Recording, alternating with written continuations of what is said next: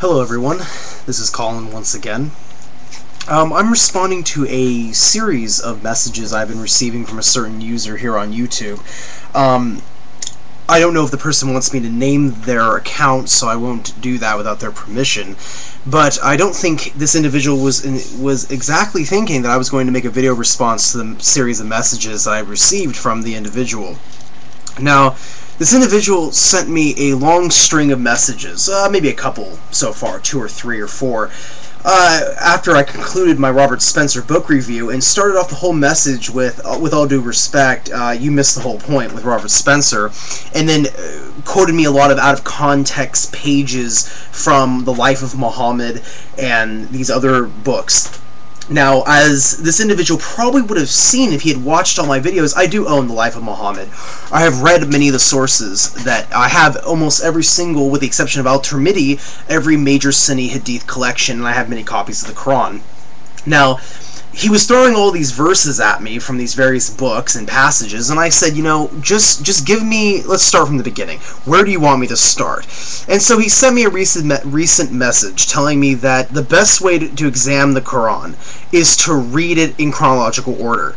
Now let me pause for a second. I have done this. I have read the Quran from cover to cover about 20 or 21 times, give or take. Now I know that's not something to boast about. There are Muslims and other individuals who have studied the Quran all their lives, but for me personally, I have read the Quran 21 times. Out of 2 of those times I read the Quran from cover to cover, I did read it in chronological order. So, okay, so I've done that. Then this individual says this is because of the doctrine of abrogation of nasikh. Now, I've looked up this doctrine. He calls it a doctrine. This, first off, is essentially a technical term of essentially a genre of Islamic legal exegesis.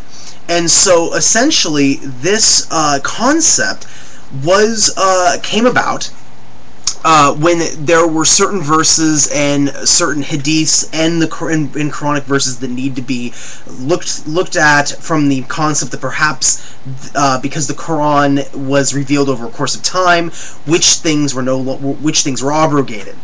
Now, he calls it, in his message to me, this individual, the doctrine of abrogation. I have not seen any such term being used for this. When I googled the doctrine of abrogation, or nashk, tafsir, I saw nothing like this as a doctrine. This is essentially a literary theory or practice that was not fully, did not really come about or elaborated until about half of the 2nd century after Muhammad's death.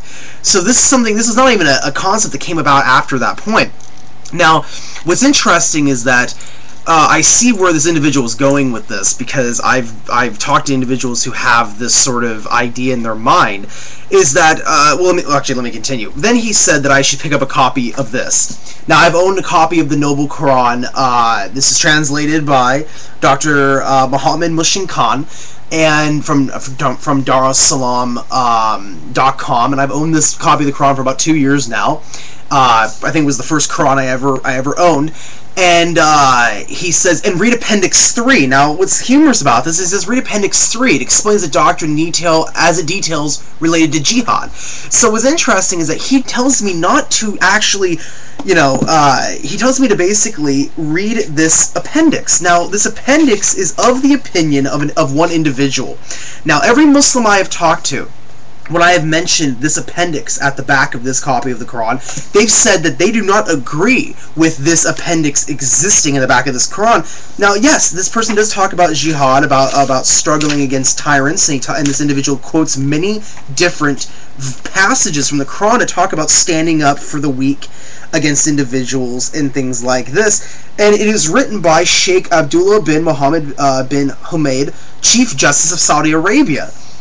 Now, as many Muslims I've talked to on Stickam, they have agreed with me as well that, Saudi Arabia is not the authority of Islamic the Saudi government and the Saudi practicing of Sharia law is not the pinnacle. It is not the authority for all Muslims around the world. Yes, the Grand Sheikh of Saudi Arabia does have authority with certain religious opinions, but that's all they really are religious opinions. Saudi Arabia does not lead the Islamic community by far. So if this appendix, which is not part of the Holy Quran, by the way, he tells this user here on YouTube tells me to read something that is not the Noble Quran.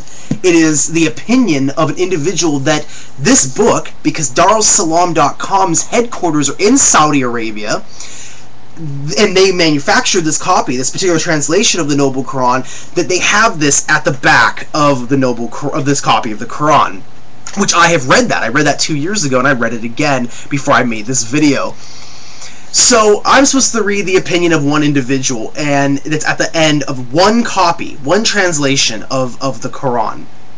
Then he gives me a lot of sources to find the chronological order of the surahs of the Quran. As I've said, I'm fully aware of the chronological orders of the Quran, but thank you for that. Then he says to me, after understanding this doctrine, you can understand why Surah 9, the next to last surah revealed and the last to mention unbelievers, carries so much weight in the Islamic world, as it is shown by Appendix 3 in the Noble Quran. So again, he's trying to show that, and granted, anyone who has read Surah 9 knows that people who do not understand Surah 9, people who take Surah 9 completely out of context and have a lack of understanding of when Surah 9 was revealed, for what purpose Surah 9 was revealed, what the circumstances were that Surah 9 was revealed, have a misunderstanding of what Surah 9 really represents.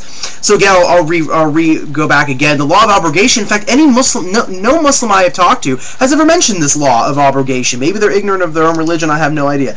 But they have never actually discussed this concept of abrogation with me. However, as my sources tell me, and as Muslims have told me, there are 2 instances in the Quran where abrogation, they have discussed this with me, with abrogation. It is the most notable ones. It is discussion of drinking wine, because as we know, the progression of drinking wine for Muslims was at first, do not come to prayer intoxicated, and then it was totally thrown out. You could not, it was forbidden for Muslims to drink wine. And in the second instance, it was the direction of prayer. The Muslims used to face Jerusalem, and then there was the revelation that they would face Mecca. Those are the 2 most discussed concepts of this theory. Again, this concept of abrogation is not a doctrine, as this viewer posted, doctrine of abrogation of Nashik.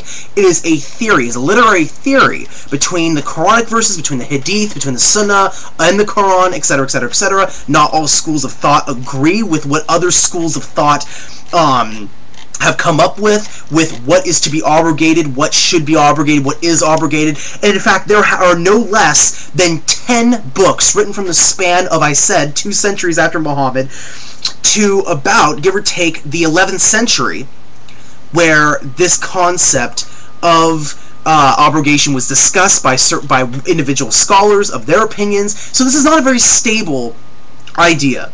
It's something that some Muslims have tried to come up with, but this is no means a theological doctrine. This is a literary theory which does not hold weight with many Muslims and is of different opinions with many Muslims. So with that in mind, I guess I'll wait for this viewer to respond to me, but in all honesty, I might just make a video on Surah 9 if it needs to be done, because it is the most misunderstood Quranic surah in the entire Quran, and I find it interesting that the conclusion of his message is, after understanding this doctrine, which I do, then you can understand why Surah 9, the next to last surah revealed and last to mention the unbelievers, carries so much weight in the Islamic world. I guess you're implying because of the violence, because I know in one of your messages you said, when do you see Muslims, or when do you see Hindus committing atrocities, even though I responded to your message that I've heard of news stories where Hindus have blown up mosques in southern India and have killed Muslims in India, and how you said that only Muslims are doing suicide bombing. Of course, I mentioned to you that the Israelis have done militant attacks on the Palestinians, and the list goes on and on and on. As I concluded in my Chapter 9 video of this Robert Spencer review, religious atrocities have been done by everyone. But if you want to get into this conversation, if you want to discuss Surah 9, I'll take you up on that. I'll make a video just on Surah 9. I'll read some of the passages, explain what has been misunderstood by people who read it and do not have an understanding of the historical context or the time and place in which it is revealed. So with that in mind, I thank you all. Peace be with you all.